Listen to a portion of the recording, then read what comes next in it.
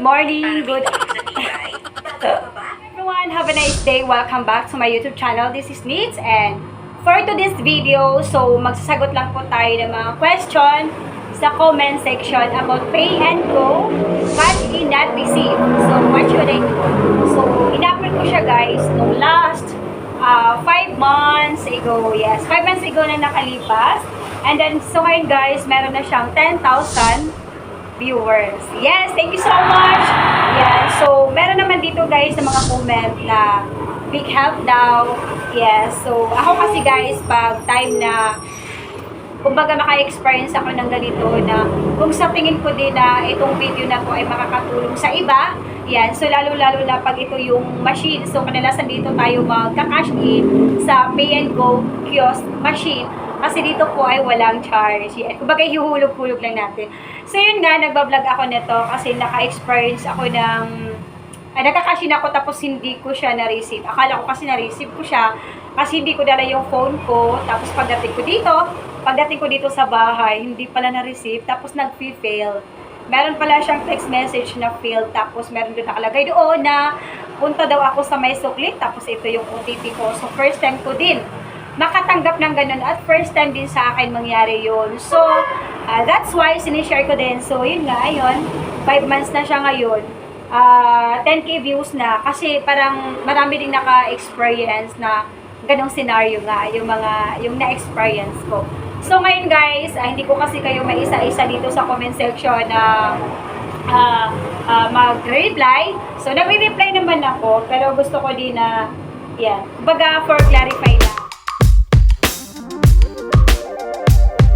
Experience lang na i-share ko dito, yan. So, nasagutin ko yung mga tanong nyo dito, yan. So, based on my experience, yan. Kasi, ano din ako, customer din ako kagaya nyo. So, na-experience ko lang siya ng ganun. Pero ang kagandahan doon, kasi yung akin ay nabalik yung pera. Pero yung iba kasi, wala na yung OTP, hindi naman nabalik yung pera. So, akin kasi ang ginawa ko guys, ginamit ko yung OTP. So, one time din, nagkakashin din ako doon, walang OTP ako na-receive. So, kagaya sa iba, mga viewers ko, wala ding OTP. Pero, ang ginawa ko doon is, nag-create ako ng 4-digit password. Doon din po mismo sa pinagkakash-inan ko na machine na yun. Yan. So, doon kasi yun sa Robinson Supermarket. Yan. So, pag magtanong din kayo doon, guys, sa Robinson, parang, kumbaga, hindi din kasi sa kanila yun. Kumbaga, doon lang nakaano. Kasi one time, meron doon customer na naghuhulog siya, nahulog naman, pero ang problema, yung receipt, kasi bigla daw nawala, o bigla, may time kasi na ganun, kasi meron kasing time yan, may timer kasi yan guys, so dapat maging mabilis ka. Pag sa machine guys, dapat kasi pabilisan yun, yan. So kumbaga, dapat mabilis ka talaga pumindot yun kasi meron siyang timer. So sa kanya naman guys, hindi kasi sa kanya yung Gcash, kumbaga ipapadala niya lang. So kumbaga kukuhanin ng family niya sa tindahan. So kailangan ng receipt na may reference number. So yung hinihingi ng kanyang pinapadalhan doon para makuha yung pera. So sa kanya wala siyang hawak na reference number kasi biglang nag-close yung machine. Kumbaga nag-e-end. Yan. Kumbaga naabutan siya ng time. Nabutan ng time kasi meron doon lalabas doon na yes, receive the receipt, yes, print the receipt, ganun. So pipindutin mo kasi yun guys, so dapat mabilis ka doon kasi meron siyang oras, nag-close kasi agad yun pag naabutan ka ng oras. So sa kanya naabutan siya ng oras kaya hindi siya nakakuha ng resibo. So nagrereklamo siya doon sa customer service, yes, so kung paano daw, pero pag ang sabi, yun nga, ang naano ko doon, obserbaran ko doon, parang wala din naman yung maano yung pure gold kasi ano yun pay and go yun. Yan. So, ang naano ko din naman, suggest ko din naman doon na ang lalabas kasi doon guys is BTI Philippines. Pag pansin nyo ba pag nagka-cash in kayo, hindi pay and go ang doon, you receive, for example, nagka-cash in kayo ng 5,000 pesos, ang lalabas doon, you receive 5,000 pesos from BTI Philippines. So, sabi ko sa kanya, or sabi ko doon sa yung employees ng sa customer service. So, sabi ko kung wala siyang resibo, sabihin na lang na BTI Philippines. Kasi gusto daw reference number. Pero wala talaga siyang resibo kasi naabutan siya sa oras, nag-close siya. Sabihin na lang niya is BTI Philippines. Yes, PTI Philippines. Automatic na yun. So, ayun, hindi pa rin siya. No? Gusto niya reference number. Eh, hindi naman kasalanan ng doon sa ng Robinson, kasalanan din naman niya kasi hindi niya binilisan. Kasi may timer yan doon. So, dapat talaga bilis. Yes. Mabilis talaga pag ano. Yan, so ngayon guys, magsasagot tayo ng mga nagko-comment dito. So, ayun guys, meron na siyang 10,000 views 5 months ago. So, ito yung mga loves. Yan, 10,000 views. Yan, so panoorin nyo na rin to. Marami rin nagko-comment dito na very helpful. Yes, I know daw. Oo, malaking tulong daw din to. Yan, sa PNGo. Kasi diba, bawat Robinson ngayon meron ng mga PNGo machine. Yan, so pwede tayo masarap kasi din kasi walang bayan, walang charge lang. So sabi na naman kasi meron, parang 1%. Yan. So ngayon, mag-ano lang tayo ng mga comment. Yan. Yan, si user HX9JX. Thanks, now I know, sabi niya. So guys, yan, so sana yung mga nagko-comment dito, yan, so pag ma-upload tong video na ito, mapanood nila to, yan, so ito din ang i-share ko dito based on my experience lang. Pag hindi ko naman alam, so hindi ako mag-i-invent ko ng mga, kung ano-ano yung mga ano, kasi hindi ko naman din alam, kasi nagkakasin lang ako, ito lang yung na-experience ko. So, ang kagandahan doon, kasi na-receive ko ulit yung pera ko, kasi nakuha ko siya doon sa may sukli, yan.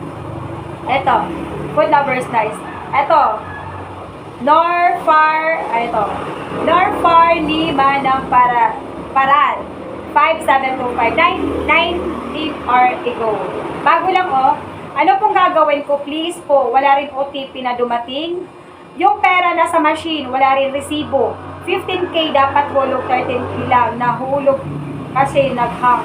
Ay, naku, ito problema to. Yan, bad news. Bad news. So, pag ganito guys, so pwede kayong magpapa-assist. Yes, so pwede kayong magpa-assist doon kung saan nakaano yung machine.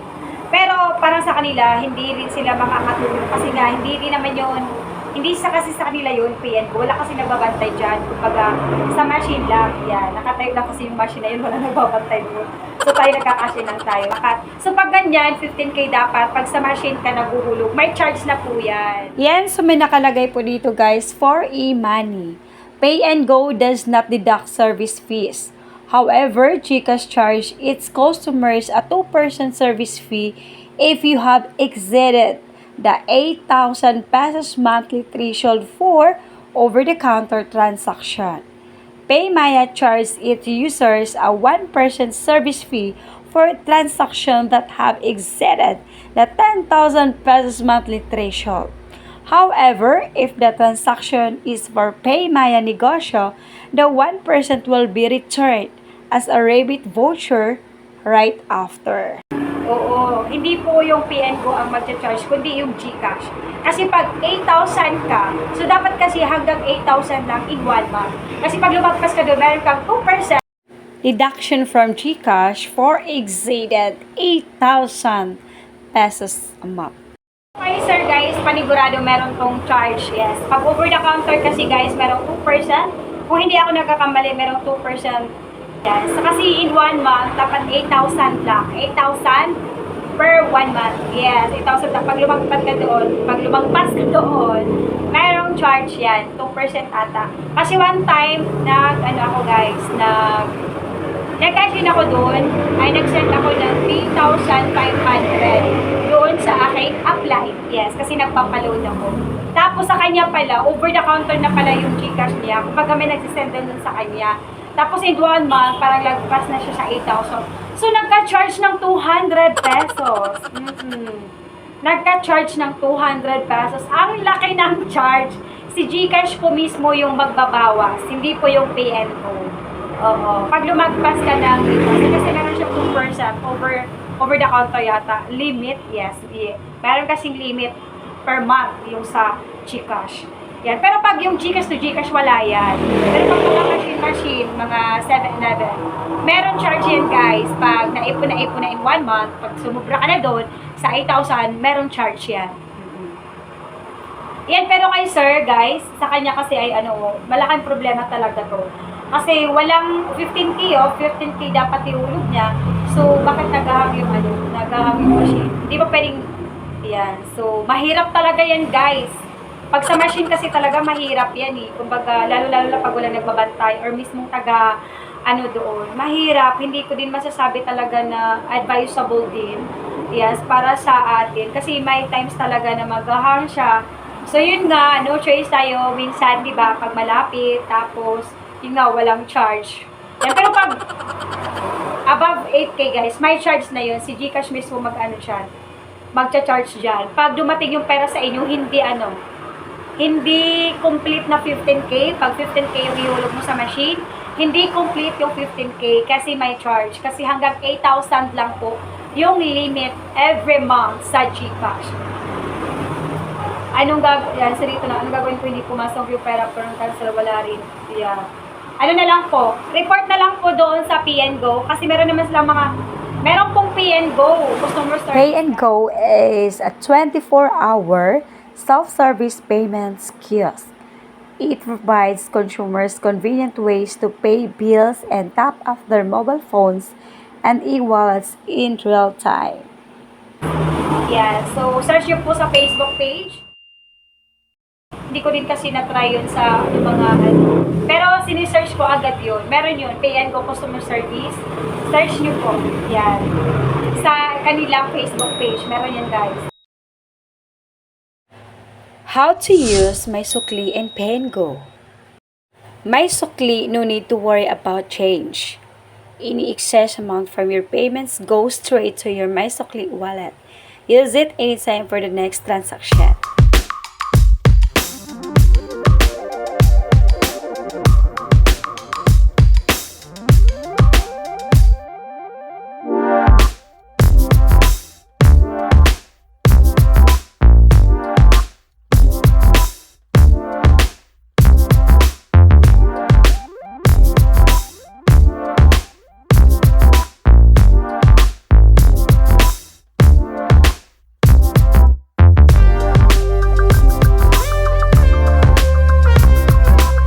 Business na patok kahit nasa bahay lang? Mag-TPC One SIM Load All Networks ka na. Sa halagang 999 pesos, may negosyo ka na, may free cellphone ka pa. At hindi na e-expire ang load. Avail now!